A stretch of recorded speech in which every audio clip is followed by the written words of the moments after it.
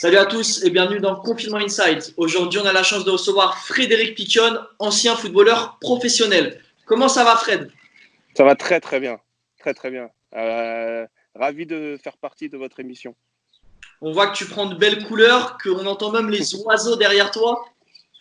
Ouais, bah écoutez, j'ai la chance d'avoir un jardin, donc je profite. Il fait beau aujourd'hui, donc on fait cette petite interview dehors. C'est toujours mieux qu'à l'intérieur d'un bureau, quoi. Exactement. Aujourd'hui, on voulait s'intéresser et revenir sur ton confinement. On a vu Ouais. énormément de choses et surtout s'intéresser sur ton déconfinement qui a lieu maintenant depuis une semaine. Tout d'abord, parle-nous un peu de ton confinement, une journée type chez Frédéric Picon pendant le confinement. Bah, elle est, bon, on va pas dire classique, mais c'est vrai que c'était assez spécial, hein. Pendant 2 mois, on a fait toujours la même routine tous les matins, c'est-à-dire lever entre 7h30 et 8h. Puisque bien entendu, j'ai un enfant d'un an, donc lui, il se demande pas si on se couche à 22h, à 3h du matin, à 8h, il faut être debout. Donc c'était plutôt levé. Après, donc petit déjeuner, ensuite petite balade, parce que ici à côté, on pouvait un petit peu se balader à la campagne, comme j'habite Marcoussis, donc c'est un peu plus facile. Donc la journée, ouais, la routine, c'est voilà, le déjeuner, la sieste pour le petit. En même temps, nous, enfin moi, je passais pas mal de coups de fil. Ensuite, à 19h, on avait une routine avec Selim Benachour pour faire du sport. Voilà, un peu de cardio training ou de boxing training du lundi au vendredi à 19h. Voilà, pendant le live Instagram sur mon Instagram. Donc voilà, c'était la routine du confinement pendant 2 mois. On a pu suivre ça justement. Comment ça s'est mis en place ce live avec Selim Benachour, on le rappelle, ancien joueur du Paris Saint-Germain notamment? Ouais, bah écoute, en fait, ça s'est passé comment? C'est que j'étais déjà en live avec un préparateur physique qui s'appelle Coaching Popov. Et ça s'est fait naturellement avec Selim. Selim, il m'a demandé, écoute, viens, on fait un petit live à 19h. Donc, je préparais des séances, on regardait un petit peu aussi sur des supports.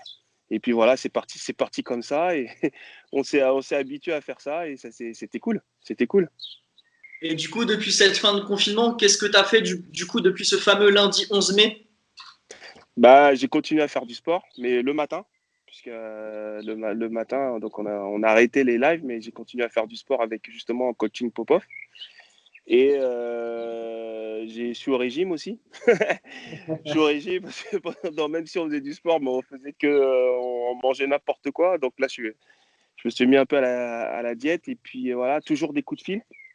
Parce que j'ai monté une structure de suivi de joueurs que je travaille avec aussi une agence qui s'appelle BC Consulting et dont l'agent est Joachim Batika.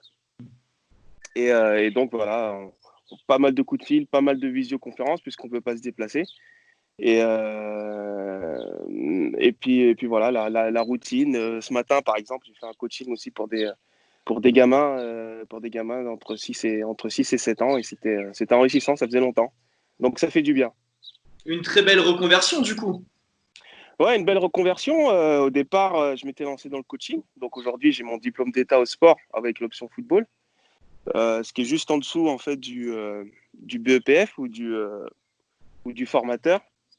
Et finalement, j'ai pas trouvé de club ou de structure qui puisse m'accueillir pour continuer un petit peu cette formation d'entraîneur. Et donc, je me suis lancé un petit peu dans cette aventure de suivi de joueurs avec un ami qui, lui, s'occupe plus du marketing et de l'événementiel flexible. Et on a monté cette structure RPC Sport Agency pour permettre, en tout cas, aux jeunes joueurs qui nous font confiance d'atteindre le niveau professionnel. Après, on est plus quand même basé sur les Antilles. Voilà, c'est ce qui permet en tout cas cette passerelle entre la Martinique, la Guadeloupe, la Guyane. On va essayer de tenter la Nouvelle-Calédonie aussi parce que c'est très très loin. Mais on sait que là-bas aussi, il y a des joueurs pas mal. Donc on va essayer de faire en tout cas venir ces jeunes-là, tenter leur chance et leur donner en tout cas la chance de pouvoir venir en France, démontrer leur talent et pourquoi pas acquérir le niveau professionnel. En tout cas, c'est une superbe initiative et on va suivre ça de près. On a déjà suivi d'ailleurs sur les réseaux sociaux tout ce qui pouvait se passer. Et on espère bien sûr avec Joachim plein de réussites pour la société. Ouais, ça c'est bien parce que oui, effectivement, c'est pas facile parce que déjà il faut avoir une certaine confiance avec les joueurs, avec les parents, l'entretenir. C'est pas la peine non plus d'avoir 100 joueurs parce que sinon on peut pas avoir un suivi correct. Hein, et il faut aussi il faut savoir qu'on prendra aussi les meilleurs parce que 8 000 kilomètres entre la maison et la France, c'est pas facile. Et ceux qui sont encore plus loin en Nouvelle-Calédonie, il faut vraiment que voilà, la personne soit au-dessus, en tout cas, du joueur français, puisque sinon le club ne le prendra pas. Donc voilà, ça sera voilà, c'est un travail très approfondi, avec beaucoup de, beaucoup de prospection, mais très enrichissant aussi, parce que c'est un bon boulot. C'est beau de retransmettre. Totalement. On voit d'ailleurs ce beau maillot que tu as sur toi aujourd'hui. Ça me permet de rebondir sur ton parcours. On rappelle notamment que tu as joué à Nîmes, le Stade Rennais, l'AS Saint-Etienne, l'AS Monaco, l'Olympique Lyonnais. Tu es passé également par l'Angleterre avec Portsmouth, West Ham, Doncaster, suivi de Portland, Créteil-Lusitanos et un passage également en Inde à Mumbai City. Ouais. Parle-nous un peu de l'Indian Super League, un championnat méconnu en France. Quel souvenir tu gardes de cette expérience? Alors, c'était une super expérience, malgré que. Après, je ne sais pas si on peut parler de championnat. Pour moi, je parle beaucoup de tournoi, parce que finalement, c'était voilà, un tournoi avec des phases aller-retour. Puis après, la dernière phase, c'était comme les playoffs aux États-Unis. Donc, pour moi, voilà, pour moi, c'est vraiment un tournoi qui s'est super bien passé. Vraiment, l'organisation a été exceptionnelle. On était dans des super beaux endroits, dans des superbes hôtels. Simplement, c'est la vie autour. La vie autour qui était misérable. Il y a une telle différence entre les gens riches et les gens très très pauvres, en fait, que ça se voit que ça se voit tout de suite.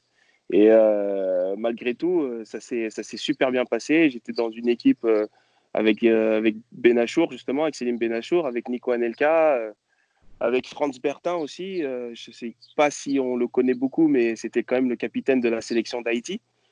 Et voilà, donc on a fait ce qu'on a pu, mais on n'a pas fait les playoffs, mais franchement, on s'est éclaté, on s'est éclaté. Et l'expérience en MLS? Raconte-nous également.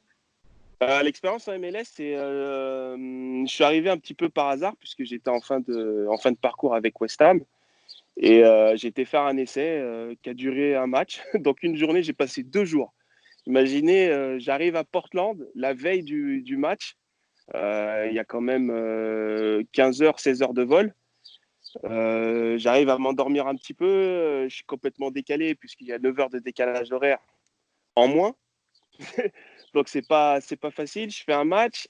Ils me disent, bon, c'est OK. Le lendemain, je repars en France pour préparer, parce qu'il faut un visa de travail. Et donc, je repars 10 jours en France pour préparer mon visa et je repars là-bas. Et ça s'est super bien passé. J'étais très content.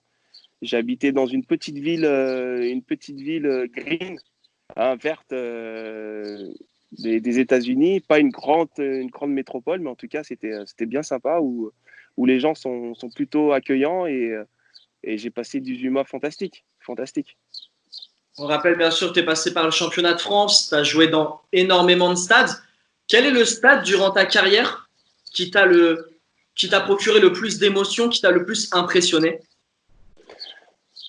Alors, en France, j'ai passé de très très bons moments à Geoffroy Guichard. Vraiment, je pense que c'est le stade dans lequel où j'ai le plus vibré. Et le match où j'ai entendu le plus de bruit, où on a frissonné, c'est le match Saint-Étienne, le premier Saint-Étienne-Lyon en 2004, quand on perd 3-2.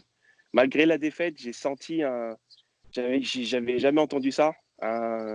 J'avais l'impression qu'on survolait, qu'on était sur notre planète. Et après, bien sûr, en Angleterre, je pense que le Wembley, c'est le stade mythique. 100 000 personnes, une finale de Cup, c'était magique, extraordinaire. Et le joueur, du coup, à côté, qui t'a le plus impressionné durant ta carrière? Ah, mais j'en ai plein des joueurs, moi, qui m'ont impressionné. Vous savez, moi, j'ai pas fait de centre de formation, donc quand je suis arrivé dans le football, par exemple, quand je suis arrivé à Nîmes, Pagis, il m'a impressionné par sa qualité, par sa vision de jeu, par son calme. Ensuite, j'arrive à Rennes. À Rennes, il y en a plein qui m'ont impressionné. Jacques Fati qui avait gagné la Coupe du Monde mode 17. Il y avait Florent Chéniaud, il y avait Monterrubio qui avait été champion de France avec Nantes. Des Lucas, je me dis, c'est lui qui avait le plus gros transfert du Stade Rennais à l'époque. Donc voilà, oui, il y a plein de joueurs comme ça qui m'ont impressionné. Et puis au fur et à mesure des années, j'ai appris à jouer avec Pascal Fendouno, le Zidane noir comme on l'appelle, parce que c'est quand même quelqu'un d'extrêmement talentueux. Pascal, Jérémy Janot, de par sa petite taille, quand je suis arrivé à Saint-Étienne, tout le monde se moquait, ouais, il est petit, mais quelle tonicité, quelle détente.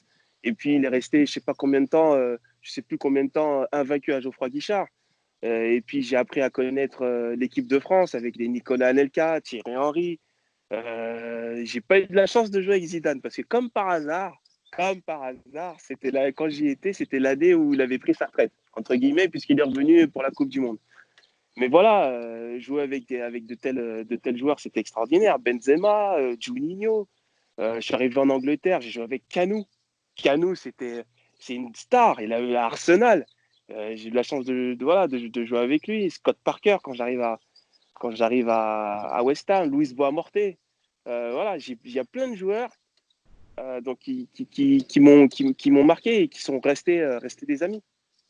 Est-ce qu'on parle beaucoup de football? Est-ce que tu as une passion qui t'alimente au quotidien à côté du football, justement?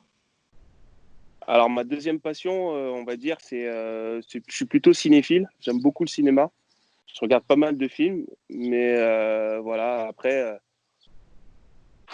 c'est un peu le quotidien, on va dire. C'est vrai que le foot, ça prend quand même une grosse part de mes journées. Une grosse part. Je t'ai demandé du coup le meilleur joueur avec qui tu as joué, tu m'en as cité plusieurs. Je vais te demander peut-être plus simple, ton top 3 au niveau des films que tu as pu voir. La ligne verte. La ligne verte, ça fait partie de mon top 3. Le Père Noël est une ordure, parce que je le kiffe ce film. Et Les Bronzés. Après, il y a aussi Le Cœur des Hommes et tout ça, mais voilà, il y en a des films, mais voilà, Les Bronzés. Ouais, je pense que c'est bien. Et tu regardes des séries aussi? Écoute, en ce moment, je regarde The Last Kingdom, Gotham. Voilà, ouais, on a fait oui, j'ai regardé des séries, mais voilà, les séries du moment, c'est ça. On évoquait tout à l'heure tous les clubs par lesquels tu es passé. Quel est le meilleur souvenir, j'imagine qu'il y en a plusieurs, de ta carrière? Alors, ouais, j'ai plusieurs souvenirs. Déjà, mon passage à Saint-Étienne, avec mes deux trophées de meilleur joueur du mois. Wembley, parce que finale de Cup avec Portsmouth, où on était complètement à la rue en championnat. Et puis, bien entendu, le premier, c'est une grande fierté, c'est l'équipe de France. Voilà. En tout cas, merci Fred d'être revenu sur ces souvenirs, d'avoir partagé ton quotidien, ta reconversion et bien sûr de profiter maintenant du déconfinement. Qu'est-ce qu'on peut te souhaiter pour la suite, Frédéric Piquion? La santé, bien entendu, surtout en ce moment, on voit que la santé est primordiale. Et puis que voilà, que tout roule, et puis qu'on continue à kiffer la vie, à kiffer le football, à notre passion, et puis on se retrouve sur les terrains bientôt. En tout cas, c'est tout ce qu'on espère, bien évidemment, la reprise du sport, revoir du football. La Bundesliga a repris, on espère que les autres championnats également vont pouvoir reprendre. Et bien sûr, on espère, pourquoi pas, un joueur de l'académie de RPC Sport avec Joachim Batica qui pourra évoluer, pourquoi pas, dans un championnat européen dans les années à venir. Ah ouais, ça serait vraiment le top. En tout cas, on y travaille pour. En tout cas, c'est tout ce qu'on peut vous souhaiter. Un grand merci à toi d'avoir partagé tout ça. À toi. Et quant à nous, on se retrouve prochainement pour un nouveau numéro de Confinement Inside. Allez, merci à vous.